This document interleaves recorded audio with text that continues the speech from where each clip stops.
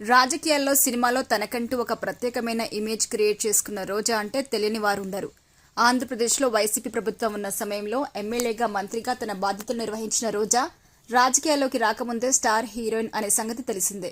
రోజా తన సినిమాలతో ఎంతో మంది కుర్రకారుని తన వలలో వేసుకుంది. అయితే అలాంటి రోజాకి దగ్గుబాటి వెంకటేష్ కి మధ్య విభేదాలు ఉన్నాయని గత కొద్ది రోజుల నుండి టాలీవుడ్ మీడియాలో వినిపిస్తున్న వార్త.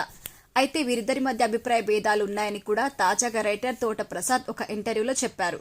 తోట ప్రసాద్ మాట్లాడుతూ, వెంకటేష్ రోజా మధ్య విభేదాలు ఉన్నవి నిజమే, కానీ ఆ విభేదాలతో వెంకటేష్ కి ఎలాంటి సంబంధం లేదు.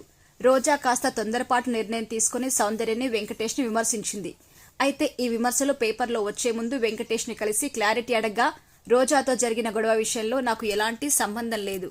అయితే రోజా ఒక సినిమాలో తనని తీసేసి వేరే హీరోయిన్ ని పెట్టుకున్నారు అనే ఉద్దేశంతో నాపై ఈ విమర్శలు చేసింది. కానీ హీరోయిన్ ఎంపిక చేసుకోవడం అనేది నా చేతుల్లో ఉండదు, అదంతా ప్రొడ్యూసర్ చూసుకుంటారు. మీరు ఈ రూమర్లు పేపర్లో వేసుకున్నా పర్వాలేదు అని క్లారిటీ ఇచ్చారు. కానీ రోజా మాత్రం అసలు విషయం తెలియకుండా వెంకటేష్ సౌందర్యాన్ని విమర్శించిందట. ఇక విషయం ఏంటి అంటే, రాజా మూవీని తెలుగులో తీద్దాం అనుకున్న సమయంలో హీరోయిన్ గా రోజాని అనుకున్నారట. కానీ ఆ తర్వాత వెంకీ రోజా కాంబోలో వచ్చిన పోకిరి రాజా మూవీ డిజాస్టర్ అయిందని, ఈ హీరోయిన్ తో కలిసి రాలేదు అనే ఉద్దేశంతో నిర్మాతలు రోజాని పక్కన పెట్టి సౌందర్యని తీసుకున్నారు. ఇక సౌందర్యని తీసుకోవడంతో రోజా ఈ విమర్శలు చేసింది.